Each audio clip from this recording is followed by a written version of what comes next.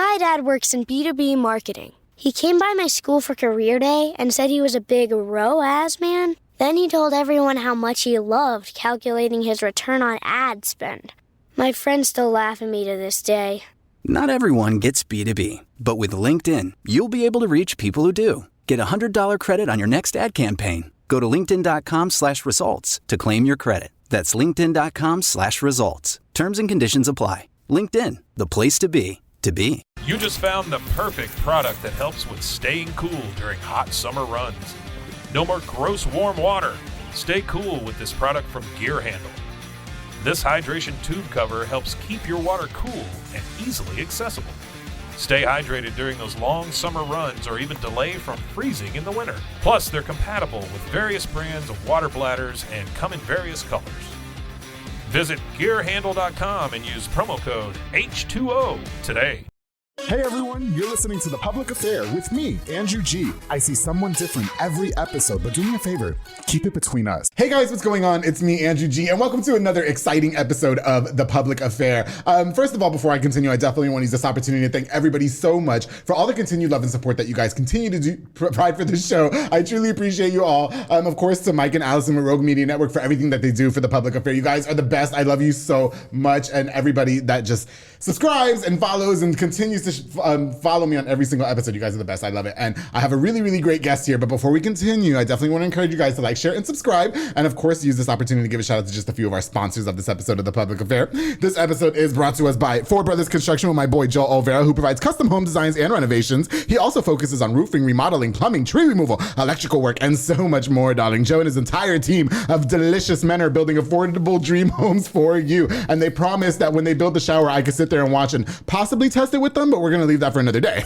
Call the number on the screen, my boyfriend Joe Olvera with Four Brothers Construction. Thank you so much for sponsoring this episode of The Public Affair. Of course, the B&J Refinishing with my boy Frank Biza, who focuses on resurfacing bathtubs, counters, sinks, tiles, and more to original showroom quality. Now, he offers 5-year warranty on most work and has the best prices in town, darling. He also has inflatables, mechanical bowls, margarita machines, tables, chairs, a foam machine, and so much more, making your parties all super duper lady kitty. To my boy Frank Biza, thank you so much for everything that you've done for The Public Affair. He's truly the GOAT, an entrepreneur at its best. He is awesome. I love that guy. Thank you so much for sponsoring and being a longtime sponsor, bro. Of course, to David Santabanez with Alinea Real Estate. He's the #1 sales agent in his office, darling. He'll help you buy a home or sell your property. Make sure you follow him on Facebook at David with Alinea or call the number on the screen, darling. For all your real estate needs, my boy David out there just killing the game and doing amazing at it. That's why he's the #1 sales agent at Alinea. I can't wait to go find my dream chateau with him so that way Joe can build the shower with him. Anyway, okay, thank you so much for sponsoring this episode of The Public Affair. Of course, the Pee-wee's Crab Cakes of Texas with my girl Nika Armstrong, serving the most authentic Cajun cuisine, darling, with a wide selection of signature crab cakes, pasta, seafood, and more. Now, my favorite is the Krabby Seafood Pasta, but their top recommended is the Southern Fried Catfish Special, served with seafood pasta, potato salad, and 6 fried shrimp. Now, the fish is topped with Houdat sauce,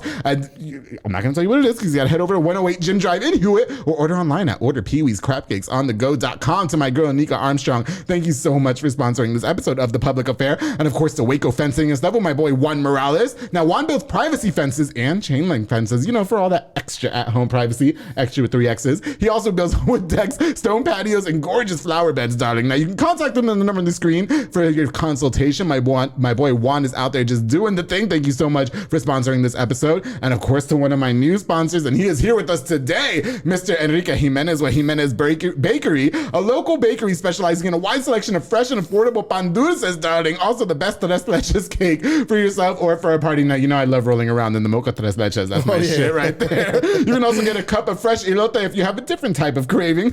Locations at 1915 Dutton in Waco and 302 West Elm Street in Hillsboro. To Jimenez Bakery, thank you for sponsoring The Public Affair. And he's coming up right after this. Let's get started, darling. Let's go. All right, guys, like I said, I've been really excited to be having this next guest onto the show. We've been trying to coordinate for quite a while.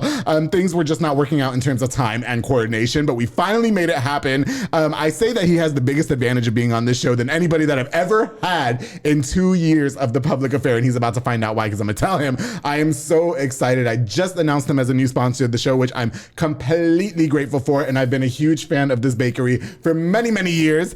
Mr. Enrique Jimenez. Wait, Jimenez Bakery is here on the Public Affair. How you doing? Man, I'm doing perfect, Andrew. Good. I'm doing perfect, man. I'm really happy to be here with the Public Affair. Yeah, well, I'm so happy that you finally decided to come. I thought I scared you off. I'm not gonna lie. Oh, no, man. No. I was just kind of busy. Yeah. Well, we're both busy bodies. You know, Enrique definitely slid in the DMs talking about he wanted to be on the show, and we were just never able to coordinate time ever. Yeah. You actually had your podcast debut with the man with no plan, Mr. Dominic Villa, who was on this show as well. Yeah, which man. I love him. Can we just give him a shout out, please? Yeah, man. Shout out to Dominic, man. Yes. I'm very, very grateful that he gave me that opportunity. You know what? I've always said that because everybody thinks there's this certain person that should be representing South Waco. Okay. And I'm not going to say their name because I don't think they're a good representation of y'all city. But Dominic Villa is absolutely a good representation for South Waco. I agree 100%. Absolutely.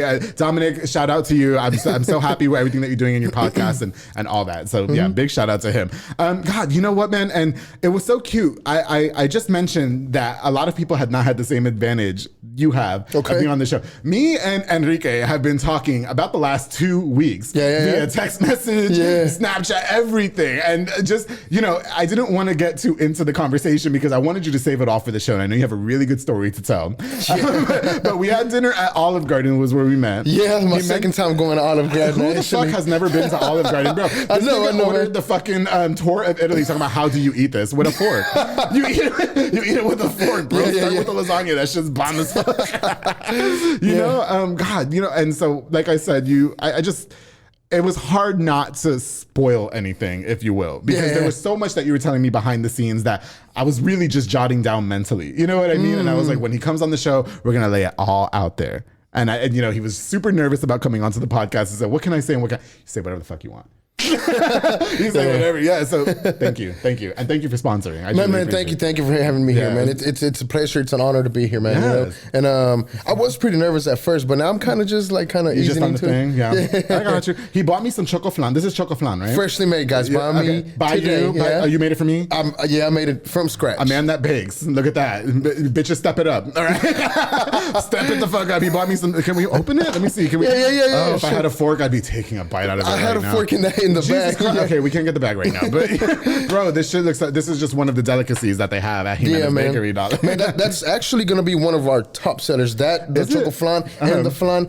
Anything that goes in the fridge, we sell a lot of. Tres leches cakes, those are like the best sellers. Can I tell you a funny story? Yeah. I ordered a tres leches cake for my friend's party at Jimenez Bakery. Yeah. And the time before that, I ordered I thought it was a large, it comes in that little plastic case. Yeah. And I was like, okay, that's enough. Bro, I told her I wanted the large. That bitch fucking made me this goddamn Titanic tres leches cake, and I was like, that shit. First of all, it was red flags when it cost $55 because I was like, oh, it wasn't $55 last time, but they probably went up, inflation. Yeah. Okay. And then I go pick it up, and I was like, what the fuck is this? It was huge. We couldn't even finish it. It was like 3/4 of the cake still. But definitely the best tres leches. Anyway, you know what, Enrique, can you introduce yourself to us for people who may not know who you are? I mean, you are from here and all that, but just kind of give us, for the listener who doesn't know who you are, just introduce yourself and tell us a little bit about you. Man. Well, my name's Luis Enrique Jimenez. I grew up here in Waco. I'm not from the States. I was born in a small town called San Luis, and that's in Mexico. San Luis Potosí? San Luis Potosí. I'm banned. You're banned from there? Yes. I definitely am. There's a whole fucking picture of me as soon as you enter the town that says, bro, I swear to God, I slept with that one guy. It was that one guy. I'm sorry. Okay. He was, it was like 4 years ago. I think I can go back. Anyway, go ahead. You're from San Luis. Yeah, man. So I'm from San Luis Potosí. I was brought to the U.S. At a very young age, man. And then, we just stayed here ever since, and coming from a family of bakers, that's what I started doing since I was little, man. Oh, okay. And that just became my passion. That became a part of the person I am now. Yeah. And I mean, here we are, man. Did your family bake in Mexico too? I mean, was there a Jimenez Bakery in San Luis Potosí? No, there wasn't a Jimenez Bakery. Man, I said this on a Dominic's show. Okay. The reason why my dad started working at a bakery was because they were very poor. They didn't have money to buy food at times. For sure. So one time, my dad was coming back from asking from house to house, I think, for food. And then he walked past the bakery. Wow, really? Yeah, man. He walked past the bakery and he said he liked the smell of the bread and stuff, and he was like, well, if I can work here, maybe I can bring some fun home. Okay, and that's how it all started, man. Oh, so it started from him being like, I mean, not with no disrespect, like they were broke. Yeah. You know, okay, so he was just trying to get a job, and all of a sudden you're making breads to feed everybody, right? Yeah. You know, I didn't grow up on pan dulces. I'm actually Puerto Rican. Oh, yeah, we did not do pan dulces. You bought me a bag of pan dulces, which thank you. Yeah. My friends make fun of me because I love the muffins that you guys have. Yeah. That's my shit. I make it with the coffee or whatever. Yeah. But I just think that, okay, so that's cool. So he started off baking in Mexico. Yeah, that's where he started, yeah. Since he was like 13. How old were you when you left Mexico? When I left Mexico, I think I was 8 years old, 9. I really don't remember. But you were still a kid, so you remember it. Yeah. I remember some parts. It's like a dream, you know, when you have a dream and you wake up and then it becomes like a distant memory. Oh, wow, really? It's almost like a dream now, yeah. I've heard you talk about construction workers and stuff like that. Yes, construction workers that need papers are my type, Enrique. So if any of them have a part-time job at Jimenez Bakery, just tell them, hey, I just was on this podcast with this guy. And he said he can fix your papers. Yeah, my new thing is that, you know, when the man leaves his woman for me, I'm several fucking upgrades. Because, especially in 2022, because I can cook, I can clean, I make lunch here for my mans, you know? He ain't going to fucking work hungry. I got this shit. You know what I mean? I'm kidding. You know, what I noticed about Jimenez Bakery was that everything is relatively, I mean, it's affordable. It's cheap. I mean, you sell the breads for 75 cents a piece. Right? Or something like that, 75 cents a piece. Yeah, we started at 50 cents, actually. Yeah. And for any of my friends from New York, you know, from New York, that are watching this episode, what they do is they grab a tray and they get the little gloves or whatever, and they just put as much fucking bread. But it's not like bread like Wonder Bread and shit. It's like it's pan dulces. Like you guys decorate it and make it all fucking cute and shit. Yeah. And they do that. These people grab tons of trays of bread and they go buy it or whatever. You know? So how the hell is a company like that able to stand only selling things at 75 cents a piece? You know what I mean? Well, man, we don't only sell that. We also have cakes that range from $25 to $2,500. $2,500? Yeah. We have pretty expensive cakes. We've actually made cakes for. I mean, I'm pretty sure we have been at a lot of parties here in Waco. You know. Oh yeah, absolutely. And I mean, me in Hillsboro, the most expensive cake I sold was, I think it was $500. Oh wow! And it was for a quinceañera. Okay. So I mean, I'm pretty sure my uncle, he's an expert at that. Okay. And the people that are helping him, she's pretty good with cakes, man. So yeah, they sell their cakes for quite a lot, you know. Yeah. So do you be back there making the cakes sometimes too, though? Yeah, I'm not that experienced with cakes. I can make a cake, but that's really not my thing, man. I like to focus on the sweets and stuff. Making a cake, I think that's a work for a girl or someone that has patience, you know. Because I don't have any fucking. Fuck that, I know, bitch, but I don't got patience either. No, I feel you. Bro. Let me ask you, because we mentioned, you know, I've had a lot of undocumented guests, if you will, on this show. Okay. You know, people that came from Mexico and stuff like that. So was there a struggle for you and your family even to this day, you know, with you guys not having the citizenship and all that situated and all? I mean, you're able to run a successful business. So do you guys face a lot of backlash and hardships and stuff like that? So most of my family, they're good here in the U.S. They're DACA recipients. Oh, yeah. So all my brothers are good. They're okay. 2 of my younger brothers were actually born here. I'm the only one. I'm actually I got in trouble when I was really young, so I wasn't approved to get that stuff, you know. Oh, I got you. I got in trouble with the cops. I was 17 when I caught my first felony. Yeah, I had a similar guest with the same situation. He can't get papers now because he was in trouble a long time ago. Well, I mean, I'm pretty sure down the road, if you know, I hire a good lawyer and well, if you need a sponsor, I got you. Okay. I've definitely sponsored somebody to get their papers. We didn't do anything, but you know, but yeah, I sponsored him. He got in trouble, but you know, and then I had to go to court. I was really pissed, Enrique, because I had to go to court in fucking Dallas. So I picked out the best fucking outfit. Okay. Then I go over there and they didn't let me like say anything. I was like, what was the purpose of this? And then they said, "Yo, you good? You can get out of immigration prison." Yeah, you know what I mean, but you went to school here. I mean, so what part of the town are you from and all that? From South Waco. From South Waco, yeah. So actually, where we're at right now on Webster and 13th, I think it is. Okay. This is where I grew up, man. I grew up right here on 10th Street. By Kate Ross. The house I used to live in, of course, it's not there anymore because they built a hotel where I used to live. Right. But yeah, man, I grew up here. This is where I grew up until I was, I think, almost in my 20s, man. Oh, wow, really? Yeah. Okay. So when you were in your 20s, how did that work out? Oh, you moved. Obviously. We moved to a different part of town. It's not the richest part of town, but it's not Kate Ross either. No, it's okay. Did you find a lot of hardships moving from Mexico to here? I mean, you probably didn't speak a lot of English, and I bet you faced a lot of bullying and stuff like that. Yeah, man. I actually, I did go through a lot, man. Me and my younger brother Lalo, we went through a lot of that stuff because I mean, coming from a different country, you know, you're not accustomed to the things they're accustomed to here, and you're not.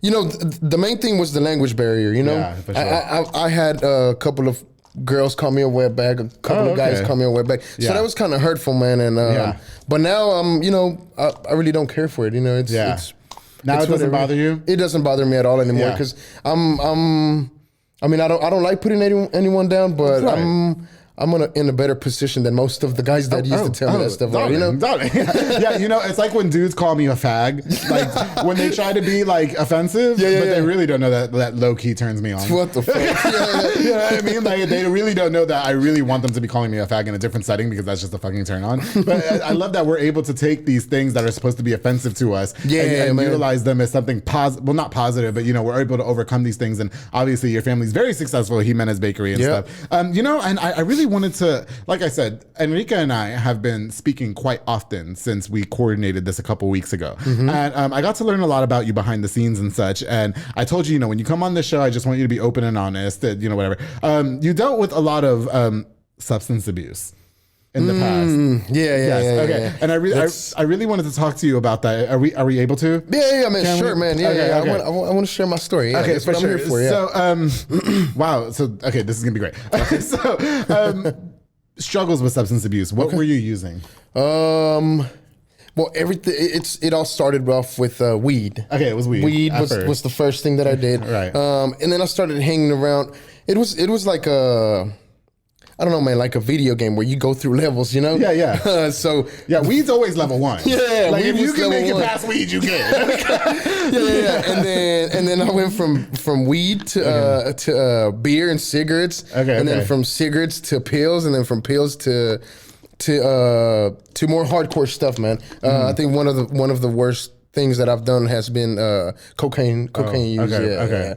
For sure. Yeah, you know what? I definitely want to get more into the cocaine use. And I just, for all intents and purposes, I think beer and cigarettes is level 1, then weed, and then other hardcore drugs, which is nothing to joke about. But, you know, I think it's interesting that you went through a lot of issues with substance abuse and addiction and all that, and still maintain to, you know, run this very successful business here in town. But we're gonna take a quick break, you guys. And when we get back, we're gonna learn more about Enrique Jimenez, his journey with substance abuse, and how he was able to overcome it and the successes that he's achieved now. So make sure you guys stay tuned here on The Public Affair. Hey guys, I hope you're enjoying this really exciting episode of The Public Affair with Mr. Enrique Jimenez. Before we continue, I definitely want to use this opportunity to give a shout out to just a few more of our sponsors of this episode of The Public Affair. This episode is brought to us by JR Renovations with my girl Juliana Resendez. She's a general contractor specializing in commercial businesses and residential homes. She's a true queen, leveling the playing field in a male-dominated industry, darling. Follow on Facebook and Instagram at JR Renovations and call the number on the screen for your consultation. My girl Juliana is out there killing it. Thank you so much for being a longtime sponsor of The Public Affair, girl. Truly appreciate you.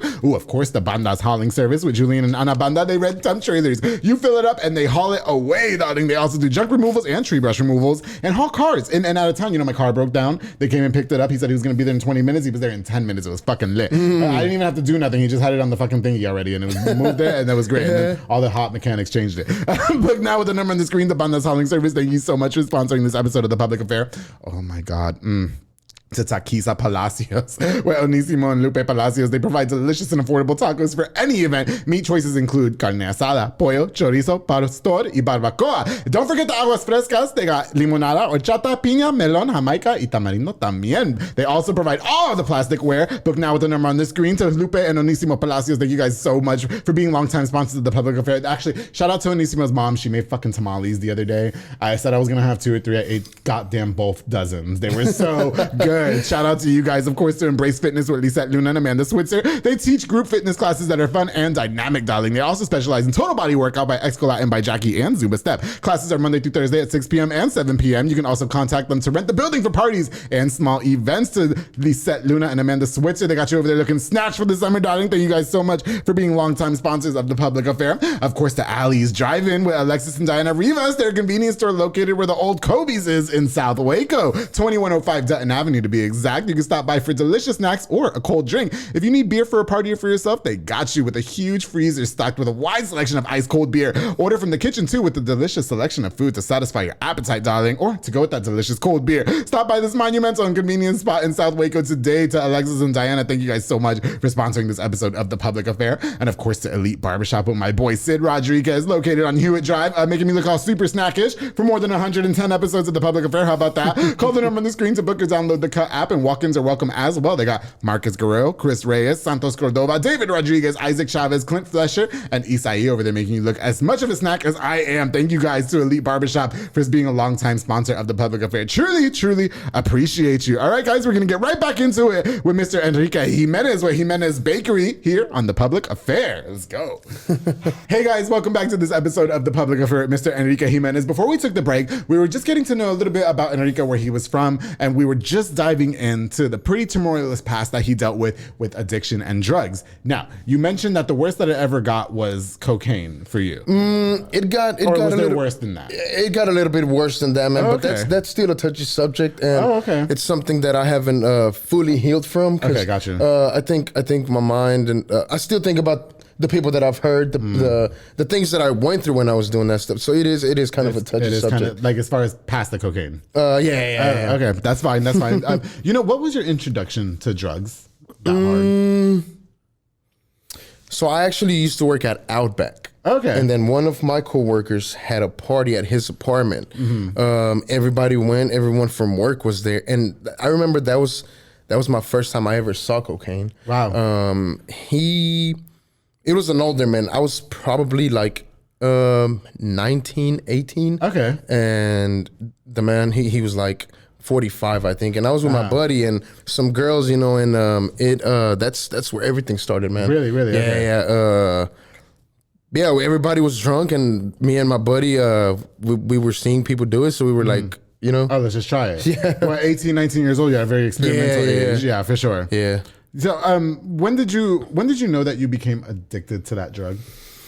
Because I mean, you're 18, 19 is probably something that you tried, right? Yeah. And I thought it was just a fun thing to do. To do with the parties because everybody's doing it. Everyone's doing it. Everyone that I'm hanging out with is doing it. So I thought it was.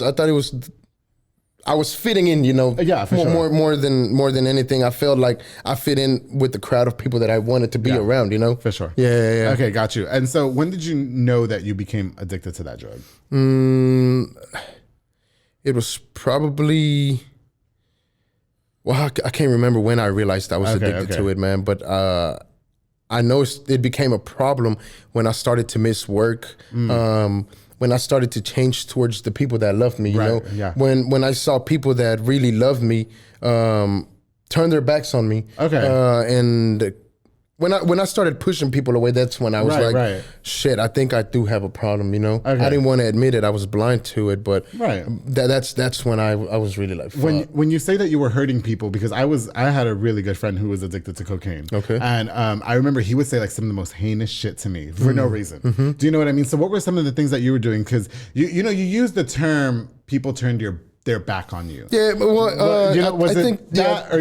They were really just like, hey, we gotta love you from a distance type thing. Yeah, man. I think I used the wrong term. I think I worded wrong. But if I had a friend that was like me, I probably wouldn't want to stick around and see where the fuck he's going with his life. Even though I love you or whatever, but I'm gonna love you from a distance. Yes, for sure. And that's basically what I think happened. I don't think anyone stopped caring about me, but they kind of just they didn't want to get.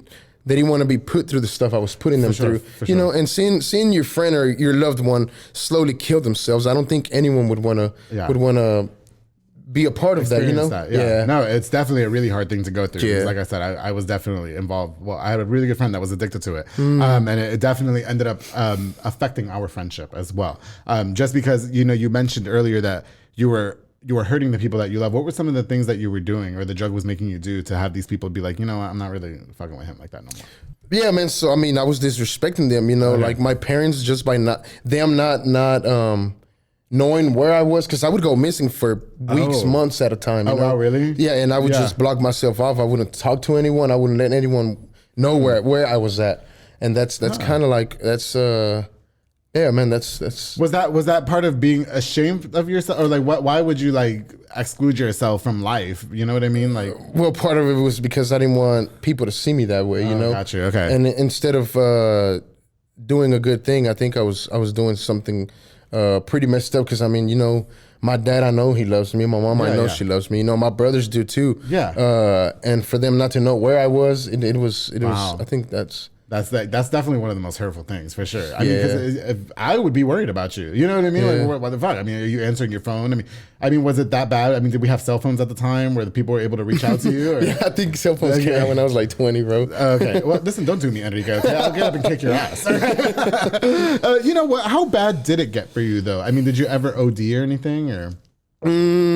Fuck yeah, bro. It got super bad. I think I was at the hospital for about 15 days in total. Oh wow, really? Yeah. From the drug or from alcohol and coke, yeah. And cocaine, okay. Yeah, man. They actually just called me that I owed the people for $65,000. Oh wow. From the hospital. The fucking hospital? Yeah. You still owe them $65,000? Well, this was not that long ago, yeah. Oh wow, okay. Yeah. Well, you know, we don't really pay hospital bills, so like I don't. Like, you know what I mean? No, yeah, I man, mean, but that's how bad it got, man. And you know, how long ago was it? Can I ask? This was about 8 months ago, I want to say. Oh, so wow. This was kind of recent. Man. Oh, that was really recent. Yeah. Okay. I was in the hospital, and you know, this is when I realized too that I had become a piece of shit. You know, because when I was at the hospital, I received one phone call. I received 2 phone calls. One from my brother Eric, and then one from my brother Jose Barunda. Shout out to both of them, man, because they both called me, and I remember Jose. You know when you give somebody that tough love. Yes. And he was like, "Levántate, güey," like, you know, like encouraging me to get up out of that bed. You know, for sure. But I mean, I understand they have their lives, so they couldn't really come and visit. But other than that, man, I felt super alone, and that's when I knew, like, you've become a monster. No one wants to see you, not even here. You're on a seizure watch, and nobody wants to even come close to you, even then, you know? So how did you get to the hospital? Like, I mean, did you just wake up in a hospital bed? Like, were you using one night, and then all of a sudden you were there? Or? So I actually tried to stop, man. I tried to stop using. Oh, okay. Yeah. And I became very shaky. Right. And like a withdrawal. I started to have withdrawals, but I was tired of that. I didn't want to do it anymore. So yeah, I got myself up, and I called a friend, and they took me to the hospital. Right. Yeah. Okay, I will say, you know, a similar situation that I told you. I remember he called me one day, and this is why I was so sensitive to it, because it was like the scariest thing ever to be on the other side of it, where you're like, your best friend calls you and says, I'm about to fucking die. Like my heart's about to pump out of my chest. I am having like shakes, you know, and you have to take me to the hospital because I'm about to die. Like that was like the scariest thing ever. Was it a similar situation with you? Yeah, man, that's exactly how it feels, you know? Wow. Yeah, it was a pretty bad situation, and I just told myself, you know, I have to stop. You know, I have a son now, and he looks up to me, you know. And your son is fairly young, right? Like he's almost what, like 1 or something, or 2? He's 2 years old. He'll be 3 in November the 1st. Oh wow! He's got a birthday around the corner. Yeah. Okay. Yeah, man. And for his first birthday, I was almost not there because of the drinking and the using, you know. Okay. So it got pretty bad, man. Right, for sure. Yeah. So you're in the hospital. Nobody's really hitting you up. Now, do you blame the people? Like, I mean, surely you're not mad at them, because you're like, I mean, you're in the hospital. Only 2 people are hitting you up, and you're like, wow, I really did fuck over a lot of people over this drug. You know what I mean? Yeah. I mean, it mostly was the alcohol, man. Okay. It's easier to get, you know. You can just stop at any store. Oh yeah, for sure. I took a couple shots. Took a couple shots before this. You know what I mean? Yeah. Now I feel bad as fuck. But anyway, you know. No, that's fine, man. Everyone does what they want, you know. But it was a pretty bad situation. Okay. Overall, did you ever hit rock bottom with it? I mean, what was the worst that it ever got? Was it the hospital situation? That's the worst it got, man. Really? Okay. Yeah, and I mean, almost not being able to see my son anymore, you know, because it got pretty bad, man.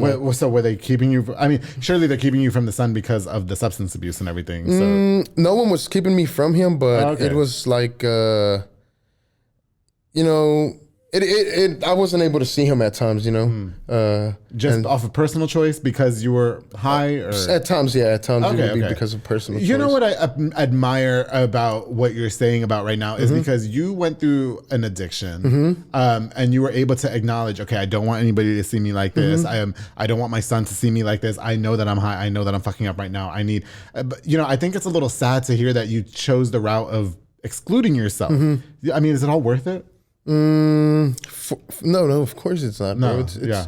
It's hell. Like it's hell. You know, I'm still coping with it. I'm still paying the consequences for past actions that I've had. You know, and I'm you know. One thing that I wanted to tell you is that I'm not on your show to pretend that I'm this perfect business owner or an angel. You know, a lot of people don't know any of this stuff. This is going to be new to a whole bunch of people. You know, people would see me at the bakery and would see, oh, well, he has a business. He's living the perfect life. Good, He has a wife. He has a son. He must be, you know, living this picture perfect life. You know, and it wasn't the case, man. Actually. Once I opened up that business, stress started coming on to me. My son was barely born, and this was when it got pretty bad. Oh, okay, yeah, man. So that started. The stress was probably a trigger for you. Yeah. The stress would be a trigger for me. Okay, and you know, my son was a newborn, and sometimes I would just feel bad. I would be like, man, I can barely feed myself. What am I gonna do with a son now? You know, like what am I gonna do for him? And that was kind of a trigger too for me to feel doubtful and to feel that I wasn't gonna be enough for him. You know? Wow. Okay. Yeah. What were some other triggers that you had to go through, Enrique? Like like what would make you start using? Because I remember with the person that I knew, his trigger was always drinking. So he never just used cocaine recreationally. He would get really drunk and then go use. Oh yeah, for sure. You know? That's the number one trigger for it. That in my personal experience, that was it too. You know. Gotcha. Yeah. Okay, for sure. Wow. Was when you hit rock bottom and you know you're in the hospital and everything. Did you ever feel like, okay, this is over for me? Like, did you ever get suicidal? Like, I mean, surely the depression started kicking in and stuff like that. I didn't get suicidal, but I did. Sometimes I would drink so much to where I would feel that I wasn't gonna like wake up or stuff. Wow, really? Yeah, okay, got you. You know, you mentioned because it's fairly new. It's only been 8 months since, you know. Do you still struggle with wanting to use? Of course, man. I still struggle with it, man. Okay. That just touched me. Shit. Yeah, Thank man. you for admitting that. I really appreciate it. Yeah, man. Yeah. So, it takes a lot. Man. Like I told you, I'm not here to, you know, my goal with me being on your show and being on camera, is that I can touch someone behind those two cameras. Yeah, you know? for sure. And that I can. That's your camera right there. Okay. So I can be an inspiration to someone. You know, someone that might be going through that stuff right now as the show is recording, and they can be like, man, you know, he went through that. Maybe I can get out of it too. You know. So here's a good question. Okay. You deal with the struggle still. Okay, so there's obviously times where you probably want to use, and you know what like I said, I took a couple shots before the show, so now I feel horrible. But you know, whatever. But do you feel like how am I going to put this? Do you feel like the struggle of wanting to use has gotten easier now than it was 8 months ago? Definitely, man. Okay, like you're able to control yourself, because surely you probably still like to go have a drink. Stuff like actually, that, you know? I just had a couple of drinks not a couple of days ago. You know, I mean, it didn't get as bad as it used to. You know, but I had a couple of drinks the other day, so that was like kind of like a small relapse that I had. But yeah, I still struggle with it, man, and I think I'm going to struggle with it for quite some years. Yeah, for sure. Yeah. Well, that's why they call it addiction, right? I mean, because we could take a shot at the Buchanans, but you're not wanting to use now on the show, are you? Like, no.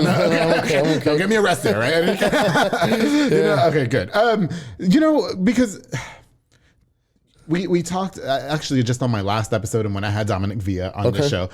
We grew up in Hispanic communities, okay? Yeah. And we're not allowed to talk about like depression, mental problems, and stuff like that. You were probably obviously going through some shit. The drugs took you to a different place that nobody probably ever thought you were going to go. Yeah. Who was there for you to, I guess, talk about it? You know what I mean?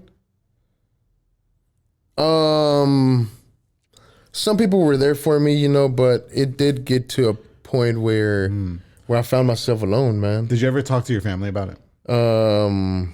I kind of did, man. Look, me and my I love my brothers. I love my mom. I love my dad. But we don't have a very like a very close relationship to where I could go up to my brother and be like I'm going through this stuff, but he'll probably be like, bitch, shut up. Yes, for sure. No, that happens in all los huevos and and that's just the way we are, man. That's just the way we are, like we all deal with our problems a different way, Okay. Yeah. Okay, got you. Do you, with you still struggling with the addiction and wanting to use and all that, do you ever think about seeking help now? Because, it's okay to acknowledge, we're fairly the same age. What are you, 30 something? Yeah, okay. I'll turn 31 in February. Okay, I just turned 31, so we're the same age. so I think now we're in a time in our lives where it's okay to actually reach out and stuff like that and ask for help. Do you ever feel like you would want to do that, like maybe seek therapy or something? Yeah. So actually I've gone to AA to the Triangle, I think it's called. Oh, really? Okay. Yeah, I've gone like twice since. How is that like? Is it weird for you at first? Or? Yeah, it is, man. Yeah, okay. You feel kind of ashamed of yourself. Yeah, and you're like, fuck, am I gonna see someone here that I know and they're gonna be like, damn, well, I thought you were doing this and you were doing that, Okay. Yeah. Wow, that's pretty crazy. I guess if you're still struggling, and I could be completely ignorant here, so please forgive me. Yeah. There's not been a recovery process then in terms of you getting better as far as like the addiction and all that? Not yet, at least, or what do you mean by? I don't know. Like I don't know what people do when they're addicted. I mean, rehab. If you rehab, will. No. I think that's good. That was like the last resort. Okay. I did think about it a lot of times, right. But my fear was being away from my son for that long, Okay. I don't know why, because I would do it for so long at sometimes. Right, for sure. And I wasn't thinking about it when I was under the influence, but once I'm sober, it's like God, like I don't want to do that to my son. Just like a realization all of a sudden, for sure. Wow. Okay. that was pretty deep. What more can you leave us with? First of all, I just have to thank you so much for even admitting that you still struggle with the addiction, because that's a lot of people would fake. Listen, they get on the camera, they fake it, and they're like, oh no, I'm good now. No, man, this is 100% me. And like I told you before we came on your show, I didn't want to really talk to you a lot about the stuff that I wanted to share, but this is me and this is who I am, and I'm content with myself right now, because this has made me the person that I am. Right. Having a business, it is pretty hard, and it could be it could be a toll on you, and I saw that with my own eyes, Yeah, for sure. I just want to say, I'll leave it with this then, because I know it's really touchy for you. But as somebody who is still struggling with addiction, it was always really hard for me to be involved with somebody again. That was like, because this just happened 3 years ago. And it's so crazy that these episodes are all coinciding around the time that this event took place. Go watch episode 6. But because I don't want to harp on it right now. But I just have to say, as your friend and somebody that I've built a relationship with in the last few weeks, and, have really got to know, and I just really applaud you and admire you for really being honest about everything that you've been going through, and not faking and be like, oh no, I'm good now. No, you're still struggling with this shit. Yeah, man. Like, this is still a problem for you. It's like if a friend calls and he's like, let's have a couple of drinks, I know those drinks are probably gonna turn into more drinks, but I'm learning to cope with it, and I felt like the Hillsboro location was taking a toll on me, right? Okay. So what I decided to do, I got offered a job to manage the bakery at La Michoacana. La Michoacana. So I was like, okay, I'm kind of put myself in like this personal rehab process. Oh, okay. So I was like, I'm gonna step down for the bakery. We'll rent it out. We'll rent the equipment. We'll rent the name of it, and then I'll work here. And let's see how this goes. Okay. And up until now, man, it's been going very good, man. So the Jimenez Bakery in Hillsboro is not yours ananymore? Or? No. Yes, it's mine. We signed still yours. Okay. We signed a contract with the man now for a year. Yes. Yeah. Okay. So he's running your business. Yeah. Look at that. That's boss shit right there. Okay. Wait. Yeah. I'll leave the drugs conversation with this. If you ever need a shoulder to cry on, I'm here for you. Thank you so much, man. I definitely love to have me a little drinky. Yeah. Only on the show. You know what I mean? I've never used illicit drugs or even smoked a cigarette because I don't want my teeth all fucked up. Okay. But if you ever need a friend. Yeah, man. Yeah, for sure. I really like you. I really do. And no stupid shit. I'm really being for real. Okay. Anyway, let's talk about the success of the business. You were mentioning earlier, and one thing that I really, really that struck a chord with me when we were having outside conversations outside of the show was that the business for you, Jimenez, got so big in the family that the family dynamic kind of faded away. And you just mentioned something about how you and your family are not, I mean, you guys all love each other, obviously, but you guys are not like tight knit anymore because everybody's so probably busy with the business. How do you internalize? Like, how do you feel about that? Well, it kind of sucks, but I mean, it's just part of it. It's part of the process. It's part of money does different things to people. Oh yeah, and I mean, in my case, in my family, like everyone's just focused on their own thing. Oh like, yeah, for sure. We're all. I mean, we love each other. If anything was to happen to me, if anything was to happen to one of my brothers, we'll all be there for them, for each other. But everyone's just kind of doing their own thing. Yeah. Okay. Yeah. So, how do you change the narrative when it comes to you and like your son and all that? Like, I mean, you don't want to be too busy where you don't spend time with him, right? Or you treat him the same way. So how, like, if you grew up in an environment where it's like, oh my goodness, everything is so business first, family a second. So now we're not eating dinner with each other at the table and all that. What do you do to change that with your son? So one of the things that I did was to accept this managing position at La Michoacana. Because I mean, I get out whenever I want, and over there, I get to go in or I get to leave whenever I want. Yeah, as long as I have things in order there. For sure. Yeah, and in Hillsboro, man, if someone called in, I had to stay. If my afternoon people, if they called in, I would want to work. Yeah. Okay. And that was a very frequent thing, man. Like that's something I struggled with a lot. I don't know why it was, but yeah, man. Sometimes I would have to be there from opening until close, man. Wow. Oh, yeah, that's running a business. Yeah. Can I just say, though, just on a little funny side note, fuck you for sending me the picture of those tacos that you ate earlier from Michoacana, because they got them carnitas that I love Michoacana. Okay. Yeah. So I was trying not to eat a lot, Enrique, because I didn't want to be bloated before the show, you ass. While you want to tease people and shit. Okay. So you took a step back from actually running the Hillsboro. Why did you think that was rude? Do you think that was a good location to open up at? I mean, has it been going? I mean, I don't see Hillsboro as like, you know what I mean? So this was my plan at first, man. My plan was to open up a bakery in a small town. Oh, Hillsboro. In a small town. But I mean, the population, I think it's like 8,000, 8,500. I don't know. Yeah. It's somewhere there. I mean, we don't know the census and shit, all right? But but I mean, I was like, man, I can go try this out and start off small, get my feet in the water, for sure. And see and kind of like get the feel of what it is to run a business, and then maybe down the road I can take it somewhere else, man. Not just there, Well, but now it's doing really well, though, nonetheless. Oh, yeah. Okay, gotcha. You brought me the pan dulces. I wish we can show them, but I'm definitely going to roll around in this choco flan afterwards, okay? I really am. Do you think that now, since you're running the bakery at Michoacan, it's the Michoacan, for anybody who wants to go see Enrique and take a picture with him and thank him for his story, it's the Michoacan over there on 20-something street, right? It's on Waco Drive. It's on Waco Drive. It's like 20. Ranchito, and then there's Silly Buns' house. I call him, his name is Maro, but I call him Silly Buns. Okay. And then there's Michoacana. It's like right there. You could throw a rock at it. Yeah. Okay. So do you find it easier running that portion of the bakery and then letting somebody else run the business in Hillsboro? Yeah, man. Well, like I said, man, I really feel like that was the best decision. Yeah, for sure. Because I was really playing with my health and my life, man. Oh, wow. Okay. I feel like that was the best decision I could have made. It was either that or close the bakery down, because I honestly did not want to be there anymore, man. Wow. I was kidding myself there. So the bakery is right next to a liquor store. Shit. Yeah.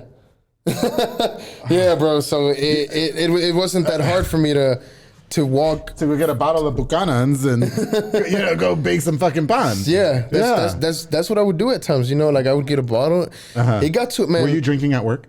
Man, it got to a point where I would wake up every hour while I slept to take a shot, and then that's the only way I could sleep, man. Oh wow! It got that bad. But with the liquor store next to Jimenez, man, there were times. That's okay to admit it. Yeah. I just had a guy come on here and tell us that he was such an alcoholic that he was teaching while he was drinking. Ooh, shit! And it took a lot for him to admit that. It did, and I applaud him. Shout out to Matthew. He did. He said his alcoholism got so bad that he was going to work as a teacher, as a coach, and was drinking. Wow, yeah. I was doing that in Mexico though. Okay. I was teaching English in Mexico. And, were you really? Yeah. Well, I wasn't drinking while I was teaching, but I would show up hungover as fuck. Oh yeah. Okay. Yeah. Yeah, man. But that's what I'm saying. This disease, because like it just treats everybody so differently. It's so disgusting. You know what I mean? And there's a lot of people that don't really take that into consideration. But this thing is a sickness, man. It's a disease basically. Absolutely. Yeah. I agree with you. Yeah. As a business owner or somebody that runs with, and you were just mentioning, you want to come on here, you're not faking anything, which I think you're being 100% genuine and honest, which I appreciate, because that's what we do on the public affair. Yeah. Okay. It's all realness here, darling. How do you deal with the negative comments about yourself, considering the past that you went through? I mean, it was just 8 months ago where you were dealing with a pretty serious addiction. Yeah, you know what man. I mean? So everybody probably got an opinion. You're going to get a lot of hate comments for being on this show. That's okay. We ignore those. Everybody does. I've had girls on this show tell us that their man beat them, and then people go in the comments and call them fucking sluts. It's disgusting. I'll disable comments for you. Don't worry, you're good. No, but that's what I'm saying. Everybody always got an opinion. Yeah, man. And Well, I've gotten to a point in my life, bro, where it's like, this is just who the fuck I am, and if you want to be around me for it, then that's good. That's cool, man. I'm trying to work on myself. I'm trying to become a better person. If you want to be here for it, then you're welcome being here. But if you don't, then I honestly don't care. There you go. I'm at a point where I need to be happy with myself and with the person that I am, man. And I need to accept my past. I need to accept my flaws, and I need to accept who I'm becoming and who I used to be. I can feel that took a lot out of you. Yeah, man. And I appreciate you. I love you for that. Man, thank you.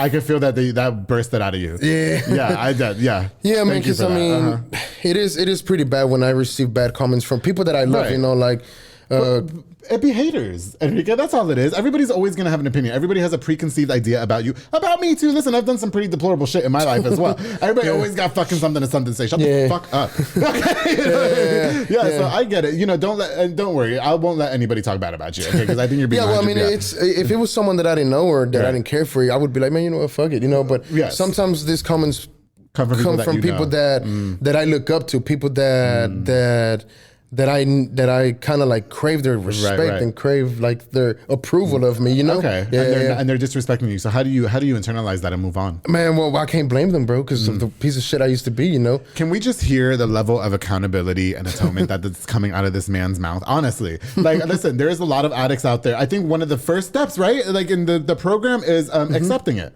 Okay. Yeah, and that's what you're doing. Yeah, you have to. There's a lot of people that sit there and tell straight to the face that they don't have a fucking problem. And that's the way I used to be, man. I used to be like, man, I don't have a problem. I can stop whenever I want. I can go out. I can have 4 drinks. Yeah. And I always proved myself wrong, bro. I always did. Every single time I did. Yeah. Good. I'm so proud of you. You know, I'm proud of you. Man, thank you, bro. No, I really am. And I want you to know that I would never let anybody pass judgment on you outside. Like I said, there's a lot of people have been on this show but got an opinion. You know what I mean?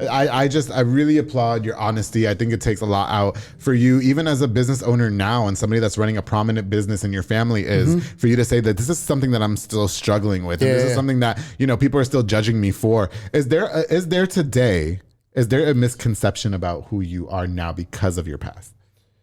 Sure, man. Yeah, I get that.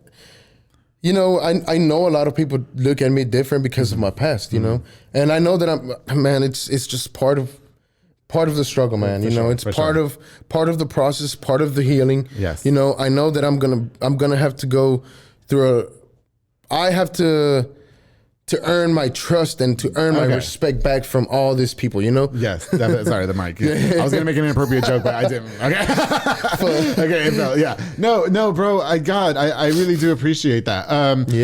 So with the struggle still going on and everything, how do you feel about yourself? Well, at this point, man, I can say I feel pretty confident about myself. I feel like I can, I've conquered this drug that I used to be on. It's one of the worst things you can do, man. I agree. And I conquered that. Yeah. And after that became the alcohol. Yeah. But just like I conquered that past, I'm pretty sure I'm gonna be able to get past this. Oh, yeah. And I'm pretty sure I'm gonna be the person that my loved ones and my friends want me to be, because I know they have hopes for me, and I know for sure. Even though if I push them away a little, I know they still have that hope that I'm gonna become I'm gonna put my potential to full use. You know. Okay. Yeah. I'm proud of you. And I have a lot of love for you. I really do. I'm very, very proud of you and the person that you are today. And I think it took a lot for you to come on the show and really admit that, especially owning a prominent business in town and stuff like that. You feeling okay? I can tell it took a lot of it. The tension in the room, you guys have to be here to feel it. It was, God, Enrique, we are running out of time. Thank you so much for talking about your struggle with alcoholism, with drug abuse and all that. Jimenez Bakery is doing well. It's doing pretty good. It's going good for my dad. It's going good for myself. Can y'all please take credit cards though? Because I'm really trying to sell you guys out. Okay. Well, it's I don't know. Okay, we'll decide that later. Enrique, what is next for you? Well, I'm hoping to build a relationship with my loved ones. I want to be. I know they still have hope in me, and I want to become that brother. I want to become that son. I want to become that cousin. I want to become the dad that I should be. Because I'm struggling with this or whatever, but I know that this is not the end of it, man. Most definitely. I have hopes for myself, and I don't want to stop here with this business, Down the road, maybe in the near future, we can do some other things, That's what's up. Well, I'm definitely going to be now visiting. I got to go to the Michoacana now that I know that you're ready. So you're there all the time, probably. I'm there from 5 in the morning. Between 5 and 7 in the morning to around 4 p.m. Oh, shit. Okay, definitely gonna come visit you. Okay. God, Enrique, what else can you leave us with? I mean, so what is your message to anybody out there watching you right now dealing with an addiction currently? Man, my message to anyone dealing with this struggle and this stuff, man, it would be to just, man, don't think any less of yourself. It does get hard. It is tough, and it does take a toll on you, but there is hope. If you really want to change, if you really want to pick yourself up, there's hope, man, and you have that in you, Yeah, definitely. Jeez, Enrique, God, I hate that we're out of time. Is there anything else that you can leave us with? Did I miss anything? Or? Man, no, man. I'm really grateful for you letting me be on the show, man. Thank you. I really feel relieved because that was tough. I'm sure. I mean, before I came on the show, I was told that I was like. That I was gonna kind of like pretend to be someone that I wasn't. Oh, really? Yeah. Bet you they're the first one to watch. What's up? Make sure you like and comment and share. Yeah, man. But so you're still dealing with this ridicule? Like people are still passing judgment. I mean, it's just. I've made a lot of people hate me, man, because of that stuff. Because of that shit. Yeah, I understand that it's probably not them. I understand that's. It's just the way I treated this people, like it fucked them up, like it did me. Yes. But I mean, but Jesus Christ, you guys, cut Enrique some fucking slack. At least he can admit that he still has a problem. You know what I mean? Like, good for you. I really am just very proud of you. I honestly am. Thank you. Not that I thought you were going to come on any other way, but you really, I feel like you kept it really genuine, and I really appreciate that. Yeah, man, this is the person I am, actually my good friend Eric, he I don't want to say too much about him, but he was there for me during some times, and he told me, he was like, man, bro, shout out Eric Olguin, man. I don't want to say too much about him, man. Yeah, but he really encouraged me, man, and he was like, man, bro, go put our story out there, man, because go put that story out there, and because maybe you'll touch somebody's heart. If you could touch one person's heart, you did something, man. Go put it out there, and because he struggled with his own things, and so he just encouraged me, man, and he was like, people need to hear that message. People need to hear that there's hope, I got you, for sure. Yeah. That's good, bro, for real. Okay, so, with running the bakery and all that, do you get to have more personal time for yourself now? I mean, do you and the son get to hang out? Man, for sure, man. For sure. That's good, okay. Whenever I get off of work at 2 p.m. and I'm not too tired,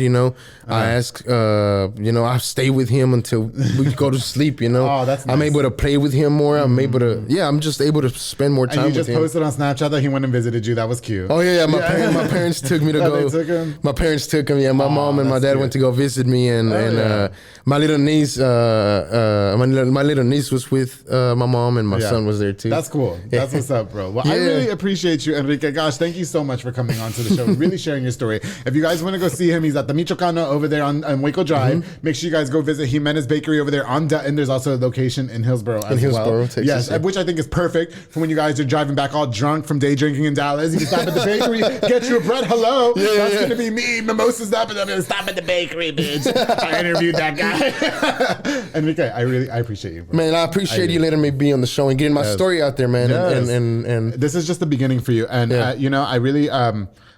I just really have the highest hopes for you. I really do. Thanks so much. Man. I've grown to care about you as a person, just by the exchange that we've had outside of camera and everything. And I think that you're pretty genuine and really cool. And I'm really grateful that we got to have this conversation. Man. So thank you. Honestly, I mean that. Thank you for letting me be on your show, Absolutely. Man. To everybody who tuned into this episode, thank you guys again so much for all the love and support to Enrique Jimenez Bakery. Thank you so much for coming on, keeping it official, and being so real with us. I truly appreciate you. And again, high hopes for you, bro. Thank you. All right. I'm definitely going to roll around in this choco flan. Okay? And if any of your bakery, I'm just saying, any of your bakery, I'm not trying to be too gay. Yeah. If any of your bakery workers, need a little piece outside of this, just tell me to hit me DMs, all right, bro?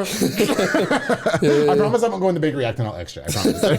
Thank you guys again so much for watching this episode. Don't forget to like, share, and subscribe. Before we go, I definitely want to use this opportunity to give a shout out to just a few more of our sponsors of this episode. This episode is brought to us by Soco Soccer Academy with Dominic Gutierrez and Ariana Gutierrez, located at 3304 Franklin Drive. They offer team, small group, and individual skills training. They also have elite skills training to make your kid a superb star athlete. Open plays is Monday and Wednesdays at ages 16 and older at 8:30 p.m. with Mara only $5 to play. Follow on Facebook at Soco Soccer Academy and on Instagram at Soco Soccer 254. To my boy Dominic and my girl Ariana, thank you for being longtime sponsors of the episode of The Public Affair. Of course, the Hustle Child Clothing with Blaine Hennig. He's a clothing brand whose mission is to change the negative connotation of the word hustler. He offers a wide selection of hoodies, hats, and more with various styles and colors. Darling, clothing is made for both adults and children. You gotta go check them out. Visit hustlechildclothing.com now and shop through Blaine's amazing selection. He also has a little section over there at Hype Waco. Super cute clothes to Blaine Hennig. Thank you so much for sponsoring this episode of The Public Affair. Of course, to my boy Jeffrey Monreal with Pollo Box and Audio. He put that extra dark tint in my car, which I love. It's beneficial sometimes.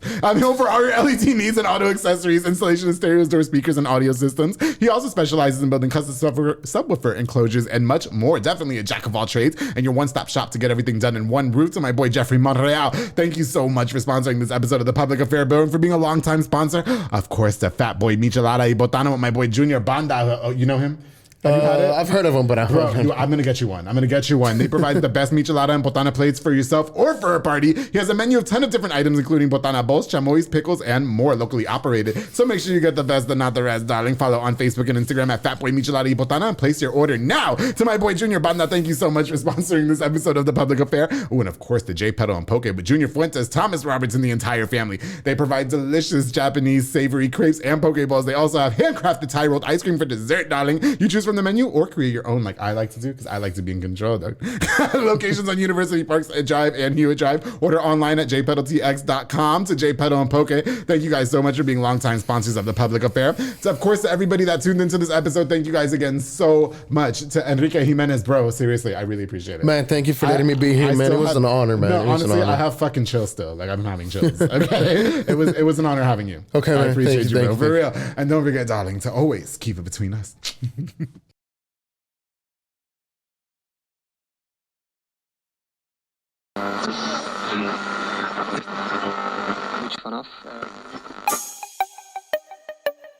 This has been a Rogue Media podcast.